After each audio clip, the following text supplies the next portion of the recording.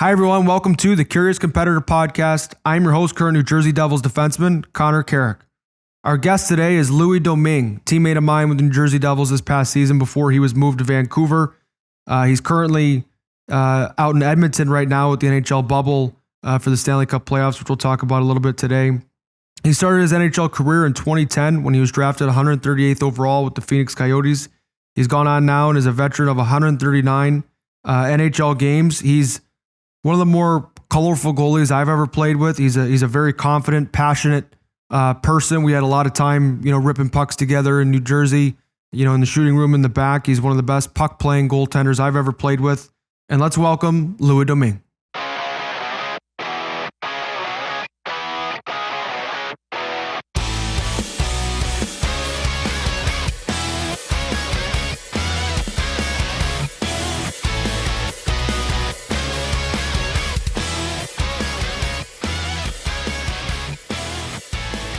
Louis Domingue, what's up, bro?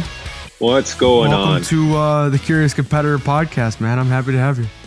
I'm glad to be here. From the bubble, eh? From the bubble. JW Marriott. We pretty much live in the rink. So, you know how it is. What I was thinking about, I don't know what it is because I'm outside the bubble. And you do like living in the ring. If you could, you'd have a bed in the locker room. I do love living at the rink. I take it seriously that I always want my teammates to think that I'm hardworking and doing my best. Did you see the Jordan documentary? Yeah, of course. Did you watch that with Steve Kerr? And Steve Kerr's talking about how, he would sell his soul for that one shot that Michael would get him, that, he needed to know that he did everything he could to make it count, and that's where, I've been up and down and, waived and traded. You've been this in your NHL career. Like, how sharp you got to keep the sword. Like, you got to stay in it every day. Yeah. You never know when you're going to get hot, and you can ride that as long as you can, and hopefully ascend, right? Like, your whole goal is to you want someone to throw, their organization behind you. You want to be the number one guy. Yeah. Or at least the bona fide best backup, there is, where you have a job year in, year out. And I feel like the same, as a 4, 5, 6, 7. I've been as high as 4. I've been as low as 9 in an organization. You can't hide.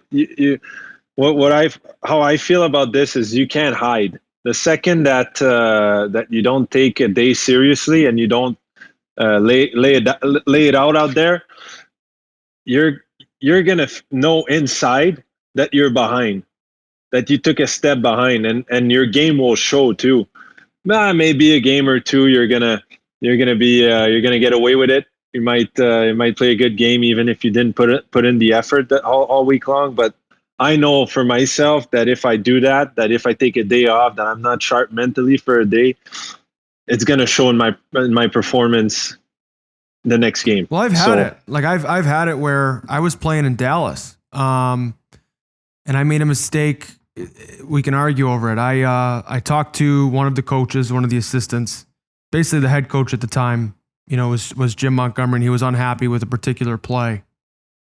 And I disagreed. I thought, for whatever reason on this particular play that it was supposed to be the centerman's guy, and, whatever. I wasn't going to argue with the head coach in the middle of practice. Like I got yelled at and you move on.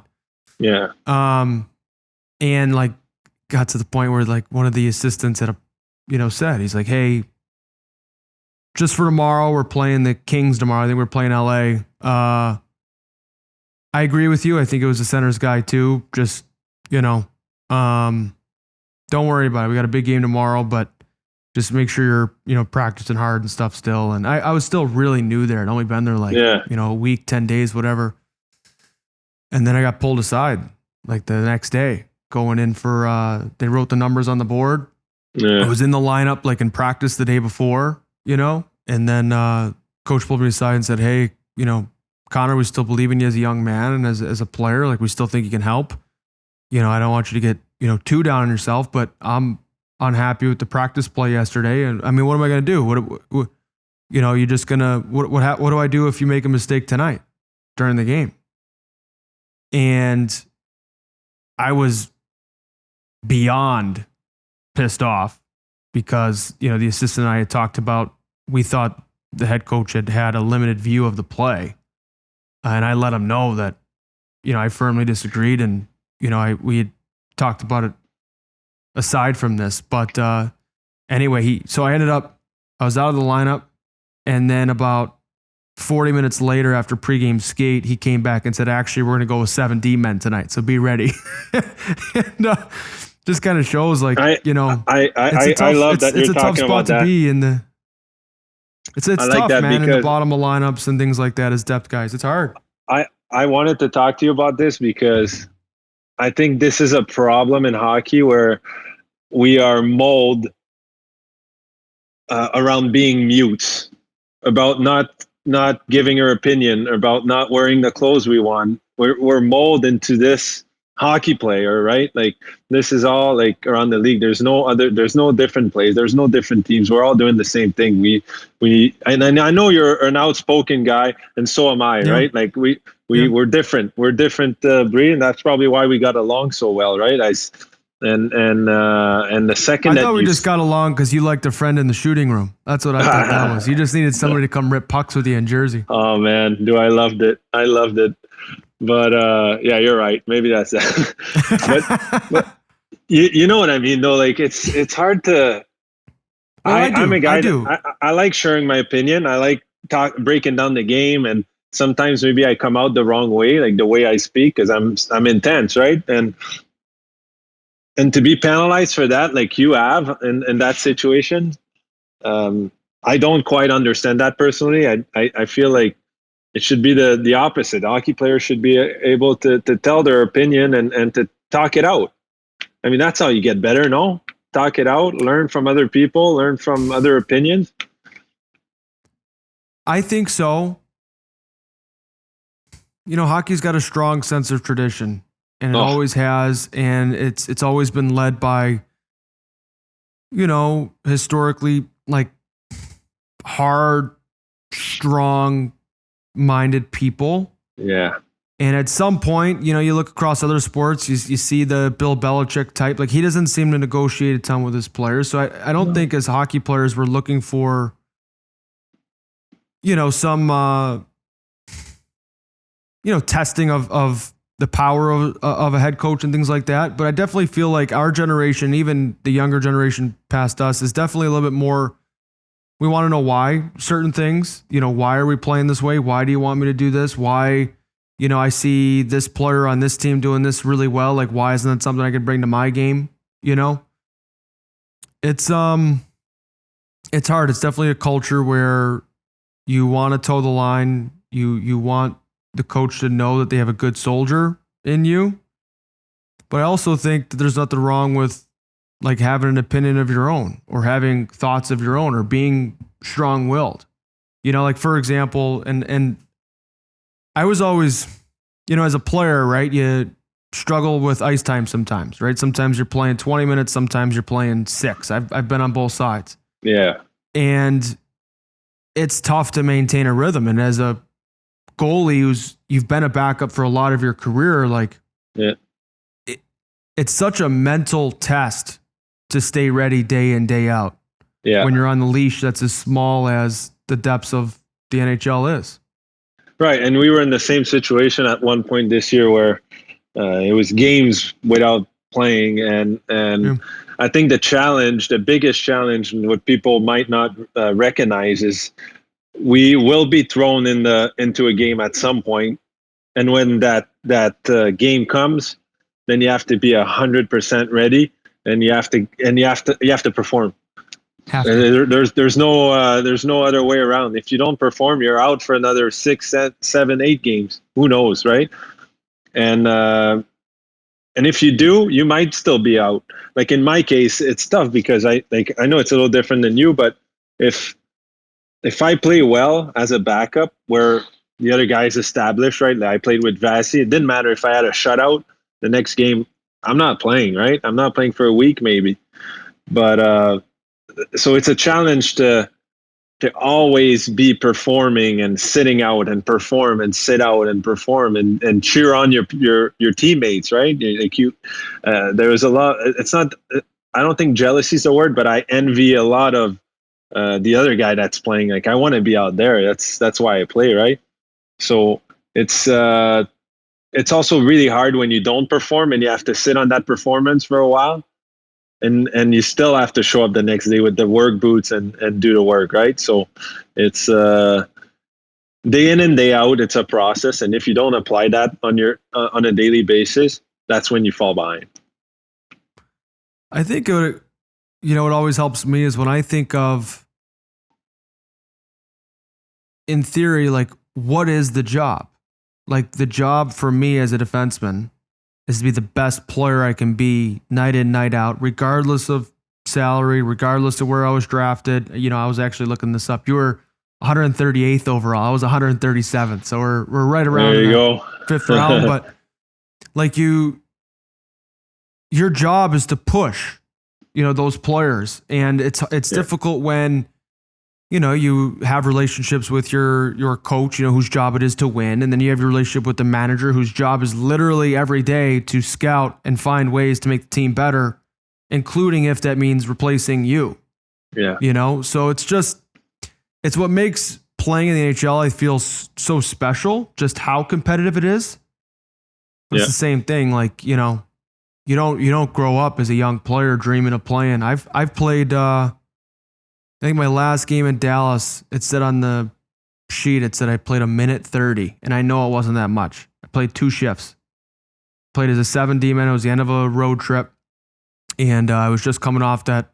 I had a broken leg, so I had surgery. And, there's not a lot of, I think I missed like 10, 11 weeks. Like, how hard it is when you're injured to come back. And, right.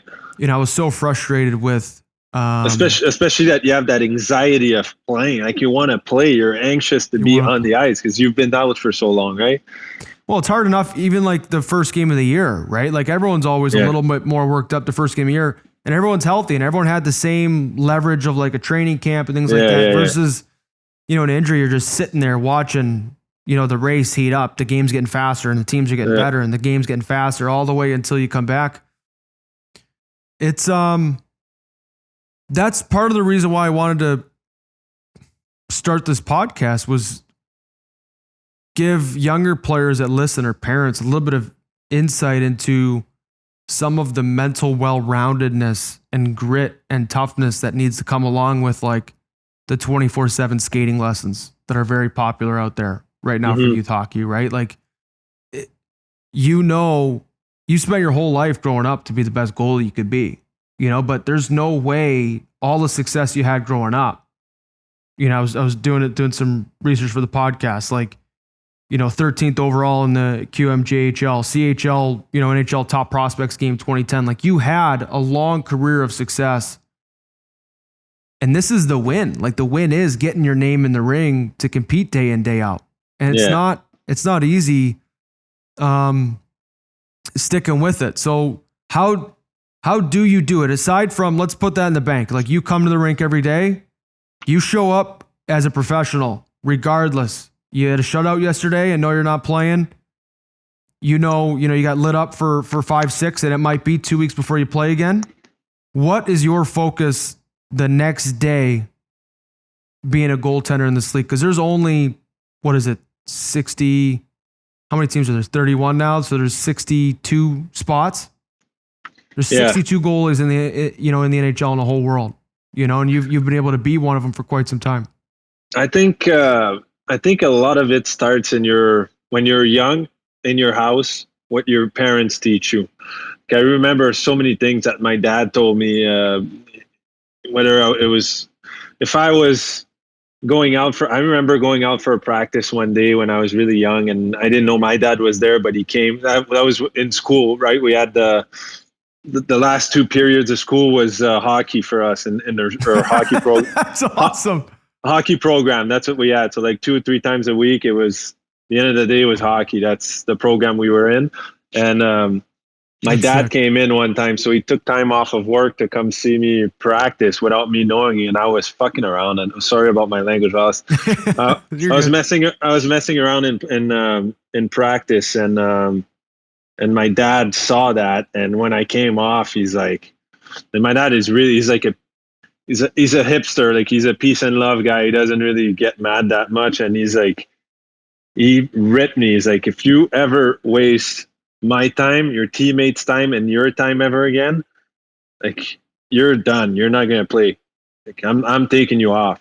This is not how it's supposed to be, right? Like, so he's like, and then he told me that to never, to always push the bar, like try to be better every day. Like the second that you stop evolving as a player, then you're also done. Like this, and we keep talking about Sidney Crosby and all those guys. They try to change a little bit of their curve have to improve their shot, and you're like, this guy's the best player in the world. He scored 50 goals, still tweaking things here and there, just because that's how we're programmed. The second you stop improving, you're done. Someone else is going to take your job, right? So I go out on the ice and I try to, and I know you do the same, right? You try to focus on a thing or two that you want to work on that day, and you try to apply it. And it can be consuming your head, right? It can be all you have in your head. Otherwise, you forget your basics. So I know going into practice that's what I want to work on, and then I try to apply it with just having fun too, right? I try to challenge players, like, me, I'm laughing on the ice, trying to have a good time, right? Because that's another thing. The second that it becomes a job, and that's your whole focus is being a hockey player, then it kind of stops, right? You got to keep having fun. I know you're the same Yeah, way. you You're in the lose room, you're you lose the dancing. flow. You got to stay loose, man. You got to floss, right? Well, that was something that I learned because, when I, first came up, and particularly, the first time I got traded, I just wanted guys in the room to like me. I wanted to be well liked within the room. I wanted to be respected. And so I always took myself super seriously. And it was draining, like putting that on. Yeah, and I'm just someone that I light up when I'm moving and I'm, getting the boys going and I'm talking and things like that. And finally I just, particularly when I got to Jersey, that was really, you weren't there yet, but I got traded from Dallas to Jersey, and I'm like,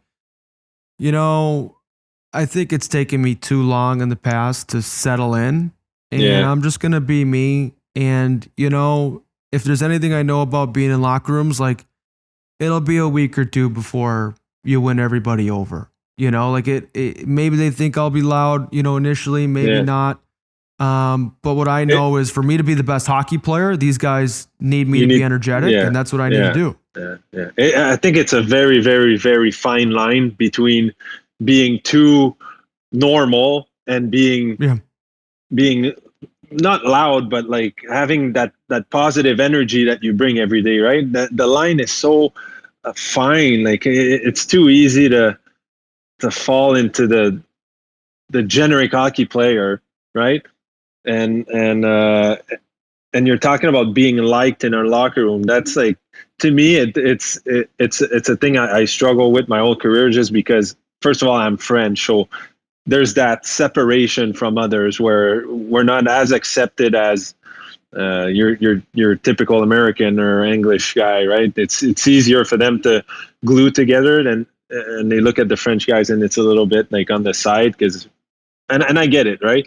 But I don't think there's a specific way to fit in a locker room. I think it's just a fit, man. I remember when I got to Tampa, I was like a glove. I felt at home the first day I got there, and when I got to Jersey, it was different. I didn't fit in as much as you might think I did or whatever. I just felt like I didn't find my place in the locker room like I did in Tampa. So it always depends on who you're, where you're going, and what the mentality of the organization is, and all that. So it's actually a good point that you bring up. Would that be the highlight probably of your NHL career thus far, like your time in Tampa? Yeah. And especially with having kids, like my first kid, my daughter was born in Arizona, and when we got to Tampa, we had our second one, my son, and it was just a special time in my career. Like I was really low when I left Arizona. Like I thought I was in rock bottom, and Tampa Bay really brought me up. And the first year we went to conference finals. I ended up playing a period in the conference finals, like things that I wouldn't even imagine when I was in Arizona. It was just like the vibe. I fell in love with the city.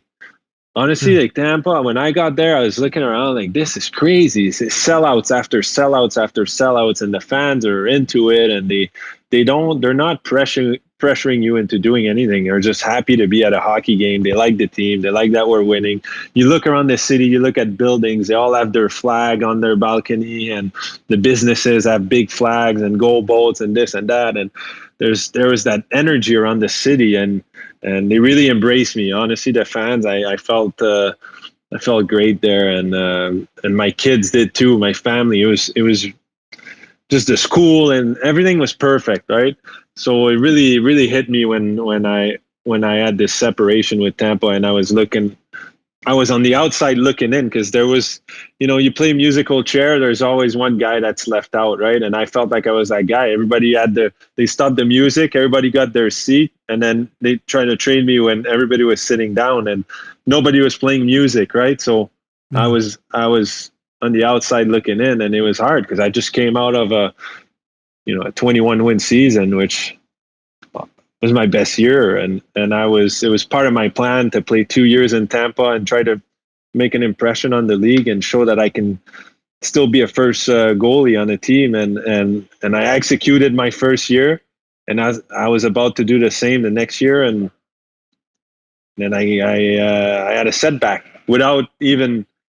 That's probably what was the hardest. Is it was a setback, and I didn't feel, and I don't think anyone feels it differently than I did. It wasn't my fault. It just happened, right? So now I got to build this back up. But I'm 28 and I'm UFA, and it's a pandemic, and I don't know when, the UFA season is going to start again, and when I don't know where my family's going to be next year. My daughter had her first day of preschool today, so again, it's tough. It's a rat race, Well, always. It really is. Like you're fighting tooth and nail every day for every inch you can get in this game. Like you talked about it right there, where you said you got a period, in the conference final. And it's like how many good, second half of back-to-backs, practices, and all the guys have gotten off, and maybe they're giving the number one guy, an earlier exit to practice. Like how much goes into earning the opportunity for that period. And that's what makes it so special. And that's, you got to be stubborn. You got to be stubborn as a player, where you've got to know, I do it sometimes where before each season, it'll usually be about this time, right? Because we're normal season, be going back through September. And I'll, take an afternoon and I'll kind of sit there and be like, okay, Connor, you've been sleeping good in your own bed, and you feel strong. You look great. Like you've been, eating right all summer long. You've been training hard. Skating feels good. Like, are you ready for it? Like, are you ready to get hit from behind? Like, are you ready for, your first fight in front of 20,000 people? Are you ready for, the block shot where you don't know if your foot's broken or not, there for a moment? Because those times, like the perfect season does not exist. It's not. No. It's not coming. And, I'll just kind of sit there and prep myself preseason. Like, you can't walk through the storm and expect not to get wet. Like it's going to happen. And it's been, it's something that you can't replicate. It only happens when, I know that the season's coming and we don't know that about next year, So let's talk about that a little bit, because, you talked about how you're able to, on ice wise, do your best as a goaltender, as a backup, trying to assert yourself still, as a guy capable of a number one, right? And that's still your goal and your dream. What are some, You mentioned your two children. Like, what are some things that you're able to do away from the rink that mentally keep you in it day in, day out? Because it is a long season, and particularly, how's that different right now that you're in the bubble? Well, to me, like there's no secret recipe if you want to succeed in life. It doesn't matter what you do, man. There's one way. You got to be passionate.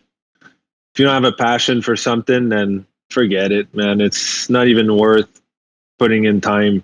You need to be passionate. I know you are. I am. Like the second you're not, what's your motivation? And to me, that's what drives me. It's because, and you saw me. I'd get to the rink and I'd go shoot pucks, and I just like hockey. I just like playing hockey, right? So this is what drives me. I come every day and I know I'm going to do something that I like. It might not be at, like, sometimes you can do something that you like, but there's days that aren't working, and you're not, mentally there. But at the end of the day, you go on the ice and guys are challenging you, and it becomes easy. Second, it becomes tough. That means you're not in the right place.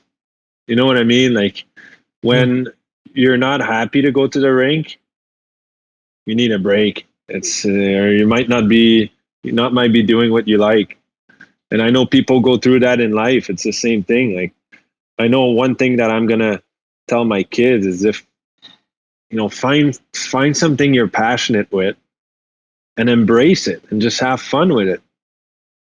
You just gotta help your kid grow their passion. That's what my parents did. Like I remember when I was young, my dad he'd do crazy stuff. Like I really liked Jeff Hackett when I was young because he was the goalie of the Canadians. And at my birthday, I had all my friends were sleeping over, and then the phone would ring in the house, and my dad would pick up and like start speaking in English, broken English type of thing, and he hands me the phone, and I'm like, I answer, and on the phone, I then thought was Jeff Hackett. He's like, "Hey, this is Jeff," and then he starts speaking like a broken English, broken French. Like he learned French. Obviously, Jeff Hackett never learned French, but I believed it. Like it was my uncle. I learned like 20 years later. My uncle called me on my birthday and pretended to be Jeff Hackett. Like I sent you an envelope with 2 tickets. I'm invited you to a game, and then my dad, and then we go. It was against the Trashers. I remember I was sitting right in front of Henri Richard. Crazy. I got his autograph on an envelope, everything, and then I went down by the glass. I'm knocking on the glass. I'm like, "Thank you, Mr. Jeff. Thank you for the ticket." Guys, follow me. That's unreal. But it's just like building the passion, right? It's just the enthusiasm about the game that I had. My parents will build it this way, and it's one story after another. Like it's just the number one key, I think, for anything is passion. If you have that, then who knows, man? Well, you have Who energy. knows? You have energy. You have Yeah. You have fuel. That can get you through all those tough times. You have hope. Yeah. You have dreams. Like that's what keeps you going. You're scratched. You're injured. As a player, like you still have that same dream I had as a 9-year-old. That I was, going to be a power play quarterback in the NHL and wanted to be in the playoffs, like banging one-timers from the blue line. Like that's, I still believe I can do that. I don't think power plays. I haven't. I don't think anyone can take that away from you if you have that, right? Like, don't let anyone take that away from you. I remember playing in Quebec, and my coach was Patrick Watt. Some of the hardest years of my life, and as much as how passionate I am about the game and how confident I am about myself, my game and all that, at that time, and I didn't like hockey anymore. The season would end, and it was so mentally draining that I would cry in my parents' arms saying that I couldn't wait for this to be over. Like, this is a weight off my shoulder, right? It was so much. And my dad kept telling me, just don't let anybody steal your steak. You know what I mean? Yeah. Like this is hockey is your steak. It's your food. It's your dinner.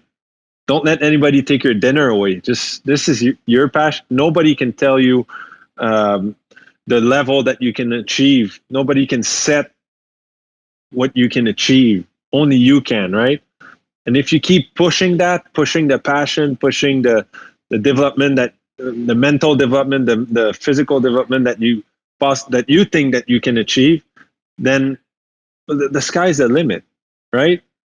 It really is. Well, you'll enjoy the process that is getting better. Like nothing.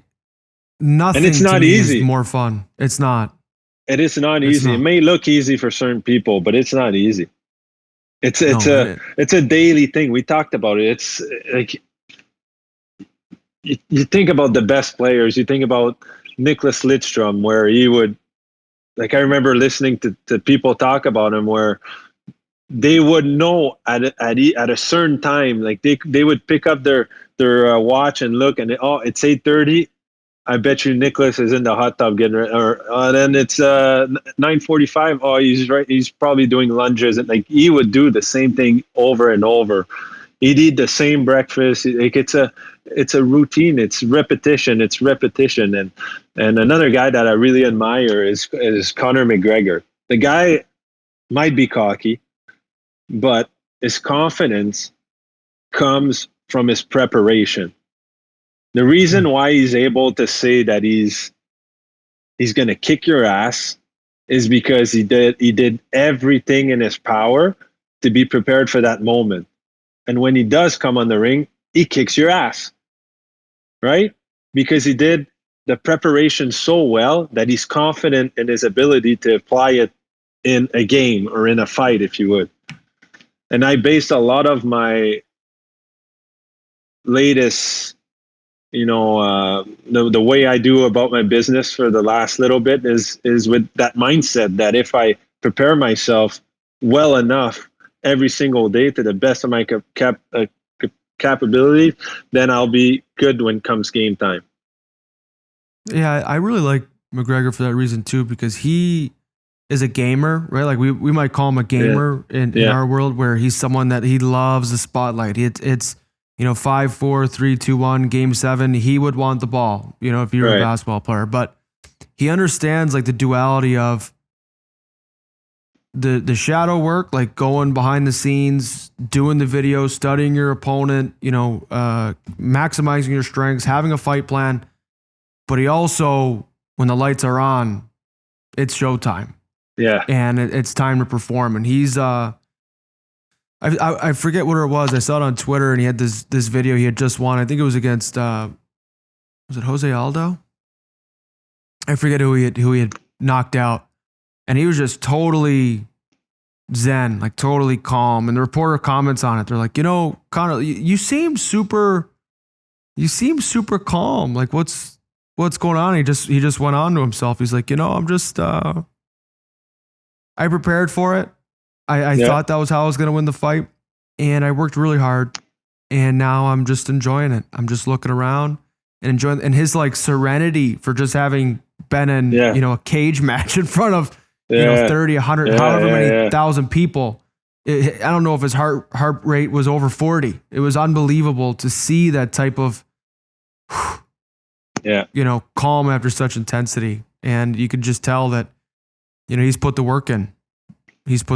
What's your favorite moment in hockey? Is there a moment where you feel like you did this, like you accomplished what you wanted more than anything, and then you were taking it in?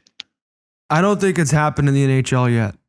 No. I think my best hockey is to be played. I was really excited. I had some stints as a Leaf that were really good. Here, let's go through some of the highs and lows. So my first NHL goal was, I hope that is a level of happiness and fulfillment that every person in their lifetime gets to experience. Yeah, and whatever they do. I'll go back to this day and watch that video and be so proud of that young man. I was, and it's amazing sometimes you don't know, you prepare every day just for your best shot, but that was my second NHL game. My first NHL game, also a high, obviously. But I remember I might have had, and I wasn't much of a coffee drinker like I am now then, I might have had 4 or 5 cups of coffee in the locker room before the game because I was exhausted. Wired. I was so tired from I had made the NHL club. I was not expected to make it. I made it at 19. I signed like 4 or 5 days before training camp. Before the regular season. I'd had a great training camp, was playing big minutes, power play, PK, and then my first NHL game is in Chicago against my hometown team as they're raising the cup banner. So I was wired and tired. Like I was so jacked up that I was, fritzing out a little bit. And, I played a fine game. I struggled. There were a couple plays where, I remember I gave up the first goal against. There was a box out on Brandon Bolig where, I was on my right shot. He's a lefty, so I kind of had to box him out in front to my left side, and there was a loose puck like right to my right, a clear rebound. So he obviously just had to like turn around and bang it in with his left hand, versus I had to like reach around his hips and try. I had no chance. Then there was this other play where it was like it was totally surreal. Like looking back, I was on a 3-on-2. I forget who the Hawks D-man was, but the other one was Duncan Keith, who, Norris Trophy winner, Stanley Cup winner. He's a big deal being from Chicago. And it's probably modeled your game. You probably modeled your game a little bit. Tried to, growing up. It was me trailing the play, and it's 19. Nick Backstrom's carrying the puck on the left side, and Alex Ovechkin on the right side. Nick Backstrom passes to me. So where do you think I'm passing the puck? First NHL game. Yeah. So sure enough, Dunk, we're on a nickname basis, me and Duncan. He came towards me, and he kind of like baited. He came at me, so I thought I could one-touch it over to Ovi. Picked it right off, read it, sent him down. There was a goal on the play, so there was a goal off the back of my turnover. So I was just really down after that first game, right? You play a long time to dream about having this entry into the NHL, and I fought it. And then I, mentally and physically. And then that second game had the high of the goal. That was all time. It was a breakaway out of the box of all things. As a D-man, like how many times you get those on Kari Ramo? Came out of the box. I hooked Yuri Hudler or something. Wasn't happy with the call or whatever. Like every player. And then if I think about like true, there was about a 20-game stint there right before I got hurt. I separated my shoulder my first full season in Toronto. That was a high. I'd say the first couple of games I got to Dallas, played like 7-8 games really well. The night I broke my leg I broke my ankle. It was a tibia or whatever. I played 22 minutes that night. And that just like, to me, I was out there, battling. I was really trying to hide an injury. And I'd like to think that it was a bone bruise at the time. I don't know if I did any further harm, but I was, that to me, I'd had a couple games of really high ice time prior to that. And I was playing with, Miro Iskinen quite a bit on the right side. He was a left shot. I was thinking to myself, I'm like, man, if I can run away with this role, this can be a good gig. Dallas, a good team. We, involved the D-men in the offense, which played to my strengths. But the purest, to go back to Conor McGregor, like the purest mentally I ever felt was probably I got a Toronto Marlies run in the AHL. I had led the American League playoff in scoring. And I just felt so zoned in. Like it was I got to feel this in the NHL. Because it was so much fun where I literally got to a place where mentally I felt so strong where you felt important. I felt Didn't important. You? Yeah. I felt important. You felt important to the team. Like you felt like guys needed you, and it was like, I loved the game on my stick. Yeah. I loved it. I took it so personally. Like I would joke about it when I got to Jersey because we had a series with the Albany Devils that was just a war. And Kevin Rooney was on that team, and Damon Severson was on that team, and they had some. I think Mackenzie Blackwood joined after his junior season. I can't remember, but I love that the game was on my stick, and that's something that I love that responsibility, and I just mentally felt so strong. Like if I played well, I came to the rink the next day like I'm capable of that again. I got this. Like I played well yesterday because I should. And if I played poorly, I was like, that's okay. I'm playing again tonight, and I know it. I know that was a fluke. Yeah. I got this tonight. And that rhythm and that flow, those are probably my highs. Those couple right there. Yeah, that's good. It was the best, man. It was the best. For sure. There's most players, and I remember in Arizona this happened where you get sent down and they think they get penalized for that. Right? They take it as, hey, I'm supposed to be in the NHL. What the frick, right? Yeah. But the second that you do that, you shoot yourself in the foot, right? You're taking a step farther away from being back in the NHL. Well, you're always, and this goes back to your dad talking about the practice, because I had a similar moment where I remember one time I was at this tryout for the West Coast Selects. It was like this summer team that would play in these high end tournaments, and I had played poorly the first tryout, and I asked my dad, I'm like, Dad, and it was totally out of superstition. I just go, Dad, you were there yesterday, and I didn't play well. Like, maybe you could just not come to the tryout today. And my dad looked at me like I had 10 heads. He's like, I paid for the fucking thing, number one. And number two, like if you can't play through the pressure of me being there, you don't deserve to be on the team anyway. So like, how about you play well today? Because you can and you're capable, so go do it. And that was it. Yeah. You didn't need more. Yeah. Most people, I've crossed, like you have to, like you cross path with so many different players in your career where not that you've seen it all, but you've seen a lot of people, a lot of different mindsets. That's where it starts. It starts up here, and it's a mindset, and it's how you approach the situation, right? And when I started in pro hockey, I just came out of junior, where it was pretty much jail with Patrick Waugh, and as a 20-year-old, I went and they sent me to the coast. And I played the full year in the coast in Atlanta, and the first game, the coach put me in the first game. I let in 6 goals, but we won the game 7-6. And I remember at the end of the game, I'm like, how the hell did I stay in? Why didn't he change me, right? Like, this never, like with Patrick Roy, gave up 2, you might be out, right? Yeah. Gave up 6 goals, still play. I went to see a coach after, and I thank you for keeping me in net, and like I really appreciated that. And he's like, Louis, as long as you give 1 less than the other guy, we're good.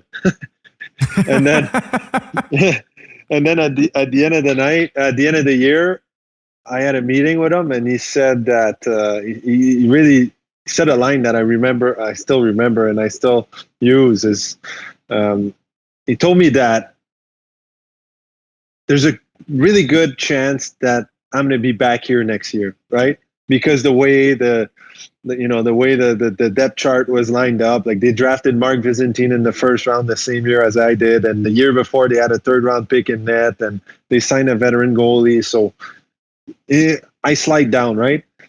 And even if I did really good in camp and I deserve to be in the AHL, I might be back. And if I don't come down with the right attitude, with being positive and wanting to be better and like we talked about, you're gonna stay here. You're not gonna be called back up, roots, right? Yeah. So I took that every time that I got sent down, because the goal ultimately is to be back up and to stay there. And if you pout and think that you should be up and you complain and you don't, that's when you start drifting away from your mindset. You start drifting away from your end goal, and all of a sudden you're looking at your season and you're like, oh God, like it's sabotage. It's self-sabotage. too late. It's not in your best interest. It's just not. So, and that's where going pro, that's where being a professional, right? That's the difference, for me. And you learn about yourself a lot when you turn pro, I feel like, because you're alone. Like you live alone. You don't have billets. You don't have your parents. You're alone. You might have a girlfriend. You might have a roommate, but ultimately you have to take decisions by yourself, right? It makes you become a man.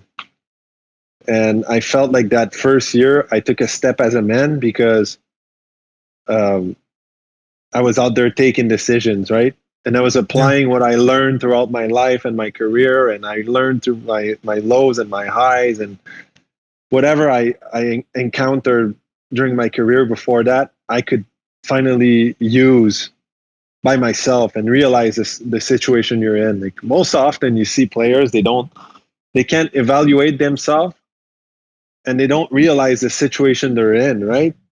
So they have, most of the time it's because they all have everything handed out to them. And when you have to find it yourself, that's when it becomes the tricky part. It's a great So point. We used to have this. We yeah, used to have this saying at the U.S. development team. It was this big sign as you'd walk into the rink. You'd go down the stairs into the locker room, and there'd be like this little hallway where you do your dry stall. You know, change out your high school clothes and your your USA gym wear and things like that. And it would say you are responsible for your own development every yeah, day. yeah, yeah. And I have Isn't two that younger true? brothers, and oh, and it's interesting. I remember feeling that, in junior, and at the U.S. team where, I would remember that phrase, gutting through difficult days or to push through, training sessions. No. Being responsible for your own development is like the team's on the road, someone got sick. It's a back to back. You flew in, you got in at 3 a.m. last night. But as the 17th man, you and the backup goalie are going to go over in Arizona and Phoenix and skate just the two of Yeah, you yeah, with one of the that day. You're responsible for your own development, yeah. because no one's going to get you going. Right. And that was, I had a couple moments like that, tough scratches, things like that, tough injuries, in pro. I had it where I had broke in with Washington and then they decided to move, the head coach and the GM.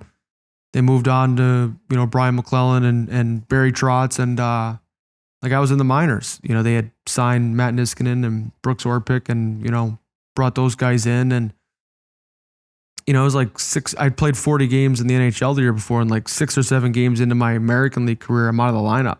I'm, not Yeah, happy about it. yeah, And it took me I had a good year. I was an AHL All-Star that year. I had a good year the next year. But it wasn't until it was about 10 games before I got traded to the Leafs was my head coach and Hershey sat me down and we would do these things where he would do the plus minus. So he would do chances for and against, and he would keep track. And you have these meetings every 10 games to like check in on, hey, you're a minus machine for us, or you're producing, good play for us. And as a D-man, of course, like it's harder to be a part of the scoring chances for because you're not in every rush, right? And I remember I was coached hard at the time, which now looking back, I'm grateful for. But there was a conversation had right before I got traded where I was like, in the 10-game stretch prior to it, I was like plus 30 in terms of scoring chances for and against. And he just looked at me and was like, Connor, I like your game. Like you're a real impact in this league right now. And he said, quote, I finally like your game. no, And I was thinking to myself, I'm like, it was high compliment. I wanted the coach to like me, and there were some things in my game that I needed to be harder to play against and better with gap and all the things young D-men, need to learn and box outs and things. And I needed to take less penalties. I would get pissed off all the time my first year, cross-check somebody in the head. But you just got to picture, like, what is your highest goal? What is your mindset? What is it you're looking for out of this? And can you check your own ego? Can you get out of your own way and do what's right for you and your family and your career? and that's not easy, and that's not I don't, as much as I think it's stupid, it's not it's not well received in a locker room. A guy that does more than what's asked doesn't look that great in a locker room for some reason. They think Well, that you're doing this for the coach and you're trying to like. Well, to be fair, there are guys that do it for the coach, right? So sometimes it's just the teammates. It's like the teammates. They're on their journey to understand why I'm doing my thing. Yeah. But who are you? At the end of the day, like these guys. Like who are you kidding? You're not gonna go far. You're not gonna get better if you do it for other people. And the goalie coach here says a great quote. He says, "You do your best work on your own." Yeah. So, like, take that into consideration. Like, you see, like you're not gonna fool me. You know exactly which guy in the locker room are taking the easy route. It's easy to take the easy route. It'd be easy for me and you to go on the ice in Arizona that one morning and just go about, like, just do whatever. Just be out there, skate, take your shot, move on, get undressed. Just another day that we're not trying to accomplish anything, right? It's the easiest thing. Just make it hard on yourself, no? Be proud. I don't know. I just feel like I can see them from a mile away, the guys that don't do it for the right reason. And who are you kidding? Like I've played with those guys too, and they think they're working hard. I don't know. It's tough. It all comes out in the wash, man. Hey, you know what? I see it. I still see it, and it's tough because you said it. Like, I look at the Boston Bruins and I just imagine myself in a practice with Patrice Bergeron and Zdeno Chara leading the practice, like first guys in line. You don't have a choice but to show up, man. Like, true.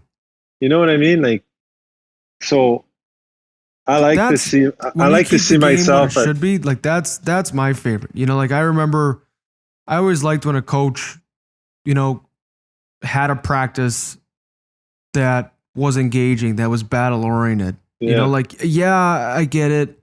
Rest is a weapon. You know, if I played 30 minutes last night, maybe it's not the practice I'm most looking forward to either. But, you know, man, I just loved coming to the rink every day, you know, with the coaches I've had that implement that kind of thing, you know, with the chance to prove myself against the best. Like, you know, the NHL, every team's got elite players. Every team, you know, from first to worst. They have elite players in some sense, right? Maybe not the best of the best in the NHL, but, you know, Sidney Crosby's only on one team, but, you know, you're playing against special talent day in, day out. And I think that's part of what I've always loved about being in the NHL is just how special it is to get there. You know, I never wanted to take it for granted. And I've always tried to live and think about my life and my career, you know, from old age. Like, I don't want regret. I want no regret on my plate. Yeah. When this is all said and done, I could look back on the last, however many years, you know, I've had some ups, I've had some downs. You know, I'm not totally positive my career is exactly where I want it to be, you know, in terms of, you know, how I've done so far. Definitely proud of my effort. Like, I know man. That. Like, how many times could you have just packed it and said, that's it? You know what I mean? Like, with all the ups and downs we've been through, like, how many times could you have just folded and be like, I'm done, man. Like, this is not worth it. Fuck, you never did this. When you rolled up your sleeve, you put your work boots on every day, you have a smile on your face. No one can tell you a thing, man. No one can say this guy's got to fucking stop being so positive. No, man. Like, you're doing everything you can to accomplish the best level possible. But I wanted to ask you a question. You were talking about your first game where you won on a 3-on-2 with Ovechkin, Backstrom. Is there a moment in your career where you were like, oh man, I'm playing against this guy? Is there like a player? For sure. Is there like, let me rephrase my question. I think I got it better. Like, is there a guy that you were expecting to be so good, and that when you went on because you could give me two answers here. One, that you expected to be so good, and then you were like, oh, this guy's not that dominant, really. and then another guy that you thought would be so good and actually was really good. Like I think of Pavel Datsyuk. To me, I was expecting high, big things, and he delivered. Every shift, man, stick there defensively, offensively. Like I was just, wow, this guy dominates every time he's on the ice, right? Well, so I might have played through that first training camp that I made the team in Washington. I might have played 20 plus a night, every night. I think the day I signed, we were on a plane going to Boston. I played like 27 minutes. I scored in the game. I was running the top on the power play. And then I played that first game in Chicago, and I made the joke. Someone asked me, like, with the full NHL lineup, what was the difference? And I just said, I'm like, it's almost like they decided to tie their skates tonight. Yeah. Like it was so much faster. Takes another level. So much more. It was a total different level. Yeah. Than the preseason. Not even the same world. And then there were a couple of experiences. Like I remember the first time I played against Sidney Crosby. There's a 2-on-1 against me coming down, and I'm thinking to myself, he's a great passer. I'll take the backside away. Goalies are good in this league. It was a long 2-on-1. Like I was able to have 1,000. It was like a full far blue line in 2-on-1. So I was able to have all these thoughts. And then I'm like, I'll just play the backside. And he went like posting in, dink, scored a goal. And then later in the game, there was another play, exact same. I'm like, it was him and I think it was Kunitz again. And I'm like, well, I know what he did last time, so I'm going to bull rush him. And he went, forehand to his backhand right on Kunitz's tape. And Troy Brouwer actually totally laid out and broke this play up. It was an unreal play by him, but I was like, well, I'm running out of options on what to do on the next one. I'm like, I remember my first Ovi's one-timer for sure. Oh man. Like as a goal, as a goalie, man, you know it's coming. That's what's crazy. It's coming. You almost cheat to beat the pass and be big in front of the shot. If the puck doesn't hit you, you're not stopping it. Don't matter. Right? Yeah. You're not stopping it. It happened in Washington this year. Like he put one on the 5-on-3. It's going to him on the 5-on-3. And sure enough, he puts it like here where, like, how do you even get it, right by your ear? Things bar down in. Like, what I think it was in, sometimes I'll feel this way when I see practice, like particularly from other sports. Like I remember watching James Harden take threes and I was like, with no one in his face, he ain't missing. Play. Yeah. He ain't missing. And I remember one of the first practices, Ovi might have taken 31 timers, and I think he missed the net because he hit the bar, and it went on the top third of the bar instead of the bottom. Yeah, he might have went 29 for 30, and I was like, casually, and I mean, you would. I'm serious. We would be on the bench, and if you saw the read where Backstrom was able to get it to Carlson or Mike Green, who was also playing at the top at the time, if he was able to get it to either of them, and F2 hadn't already cheated over to that side to break it off, and you'd see the goalie's head like looking on the wrong side where Ovi was over here waiting to bang it, and I'm like, you would already have a leg over, right? Like if it was an overtime game, like you'd have a leg over the bench. It was automatic. Arms up. The first time, I think the first time I ever cross-checked Sidney Crosby, I thought it was a hologram. Like I thought I was going to go right through him. Like it's this caricature. It's this, this thing you've seen your whole life. Ovi was the same way. Like he's this player, he's this brand. Is it? Tell me if I'm wrong, but for me, Crosby, I was expecting him to be deking everyone. Like you think of Crosby, you think every time he has a puck, he can go through with all five guys. But I was mostly impressed by the details of his game, how he dominated down low, the way he protects his puck, the decision making with the puck. Like he'd be behind the goal line and try to bank it off your head. Like he just thinks he doesn't do anything without having a thought about it, right? He knows what he's doing with the puck at every single time. Nothing is blind. No, there's no It's hope. crazy. I was so impressed by the technicality in this game. And I was lucky enough to go up to Vail last summer with him and McKinnon, and we basically just for a week of training. God, like he won't stop until he puts the puck in the net, or you freeze it, right? Like the puck, he'll go get and then the practice just stops.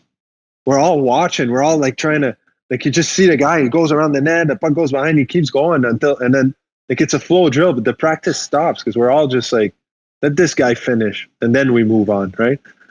And that's what I mean by the Bruins, man. They're pace setter. Their best players set the pace, whether it's a game of practice, whatever it is, training camp or physical testing. You have to follow the big guys, and that's what makes the team takes another step. That's why they're dominant every year. One of my like idols growing up was Marty St. Louis, just because of how small but how strong he was. Like I'd watch his training videos before I'd go train and things like that.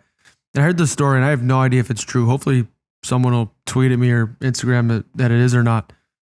I guess he was notoriously a diesel when it came to training, right? Like he took it as seriously as anybody and was a little bit ahead of his time in terms of how intensely he trained. And he, had already been, I think at this time of the story, was like an NHL All-Star. He was already a big deal. He wasn't just some, hungry kid trying to make it. Yeah. And so he did his physical testing on like the first day of training camp, whatever. And you know how it is as players, like the physical training matters for sure, but it's always the on ice, right? Like, if the number one goalie on whatever team, you're with as a UFA next year, if they come in and they do 0 pull-ups, like, is there going to be a conversation about it? I don't know. Probably not, But St. Louis had done his fitness testing, and he was so competitive that he stayed until the end of the day. Because, there's like, they got 60 players in there, so everyone's got to go through all day. He stayed until the end of the day to see what his scores were. Like he stayed to see that he had won because he expected to win. Yeah. And that always fired me up. I hope it's true. If it's not true, don't tell me. But I could see it. I thought that was so cool. Leaders, man. That's what they are. They're just leaders. It's impressive, unreal, man. Yeah, I love that. What are you? Let's talk about the bubble for a little bit. Sure thing. What are you doing? What are you doing out there right now to stay with it mentally? How are the guys? Well, it's not easy because here's the thing: we had to be in Vancouver. If you were crossing a border, you had to be in Vancouver on June 26th. And if you were coming from Canada, you had to be there by July the 3rd. I was there July 1st. So since then, we've been doing small groups practice, 6, 7 guys, all the way through camp. Camp was on the 13th of July, so that's like 2 weeks of small groups. And then once camp started, there were the Black Aces, right? So we still did the 6-man practice. So that's another 2 weeks of small practice. We're at a month of small practice. Then we get here, things don't change, man.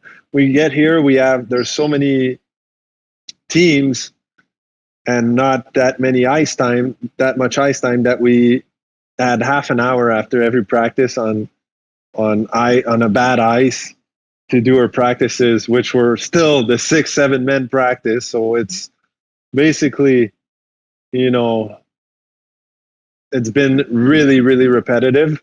Yeah. And lately I've been asking the coaches to have an end goal to every drill you do, like keep score, split the teams in 2, like do drills where we can get the competitive flow going a little bit, right? Yeah. So we've been doing that, and there's a little bit of more of like tensions running high and guys are arguing, and that's hockey, man. I love that. I love having arguments. Like it's great. So it's been a little better, like a little more positive, but we're stuck here literally between gates. Like we can't come out. And there's like 2.5 restaurants here.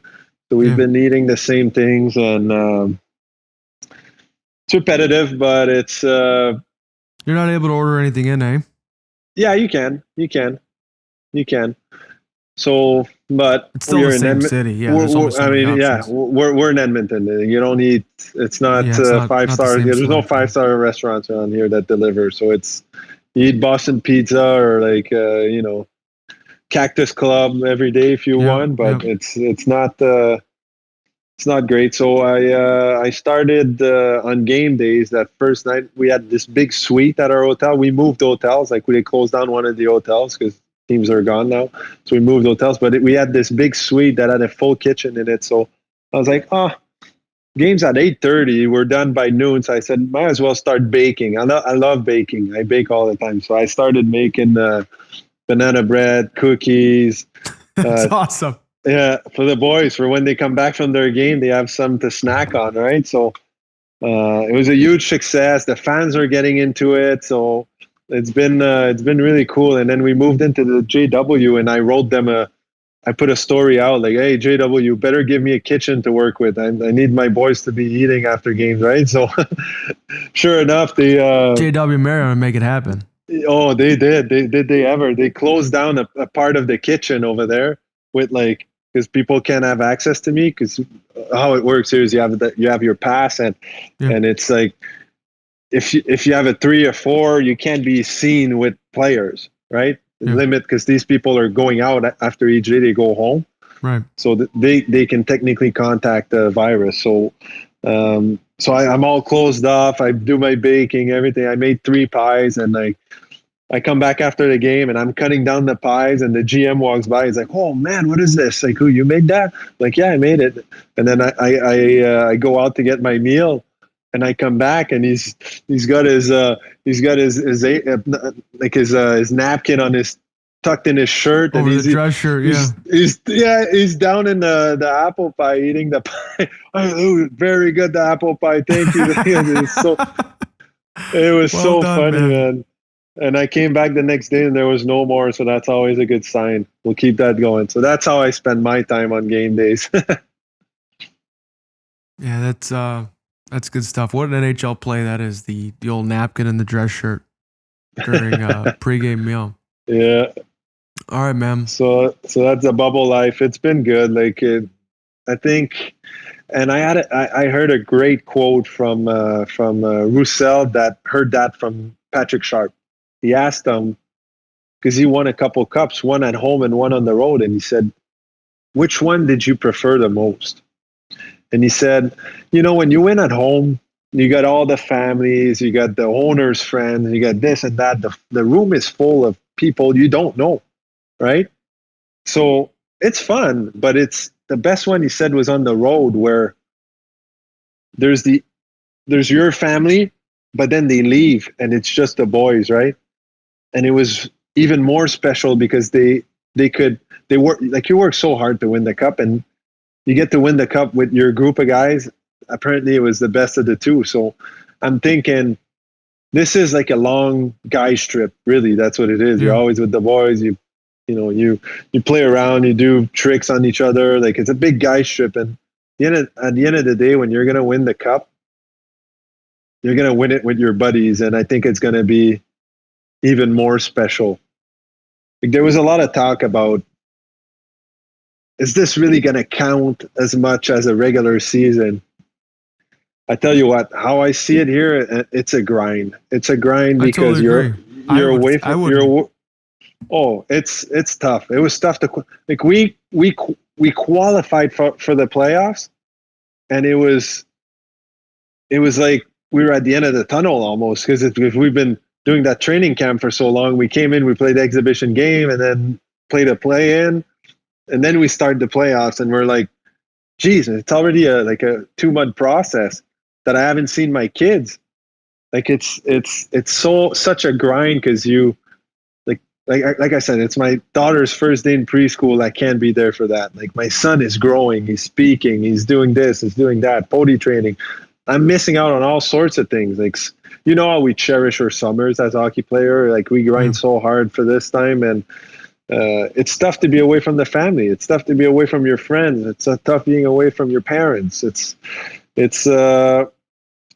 to make it even more special at the end, I think, but it's going to make it even hard if you don't win. Yeah, that's well put. That's my take on it. Yeah, I mean, I know, like, in my mind, like, whoever wins, I'd view it as a totally legitimate Stanley Cup. Like, at the end of the day, the cup is, you go through something excruciatingly hard, you work hard for a very long time, you beat the best teams, and you're the last one standing. And ideally in hockey, it's with a 7-game series format. That's all here. The quality of play has been unreal. Guys are competitive, the skill's high. Yeah, it looks good, no? I tip my cap I'm to every surprised. player Are you in there. surprised? Are you surprised a bit the level of play?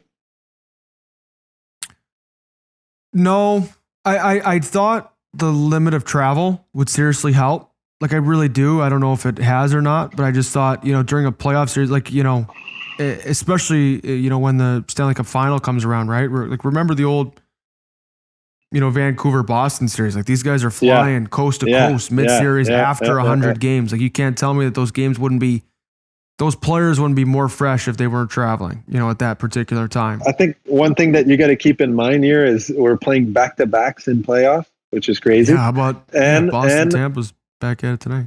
And like, we won on Saturday. We closed out our series against St. Louis, 6 games. And Monday we were starting the other one. We had 1 day of rest. So it's been game, day off, game, day off, game, day off, game, day off, game, day off, game, day off, like, for the longest time. And it's going to be like that up until the end. They want to shave days. They want to make it as short, as compact as possible, right? So that this thing is over. And it makes it really hard. Maybe it takes away from, maybe we don't have the travel, but it compensates in a way where guys are drained. And the mental side, right? Being bored, right. Or staring at the same walls every day. I get a little stir crazy. Even just sitting in my own house in the summer. You would hate. Hey, I get it. See, you would hate it, man. You would hate being here. I tell you why. It's been the biggest struggle of my career. I've never seen this. Trying to work out. They don't give us access. They don't give us access to anything. We have, like, the team brought their own gym, power blocks, and we don't have a squat rack.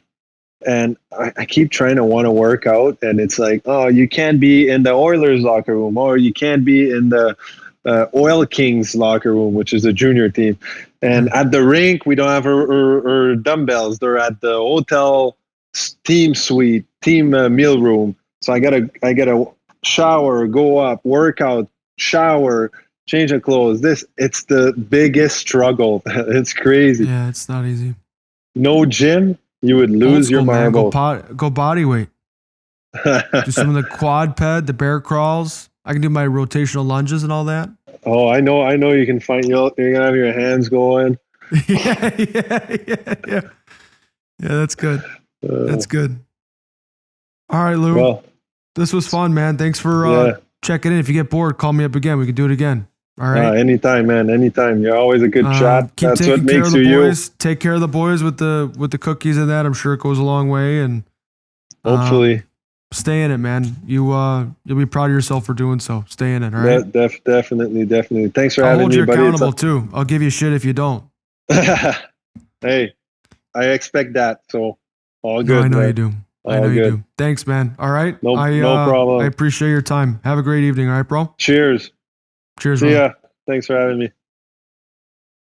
Thank you, everyone, for joining Louis and I today.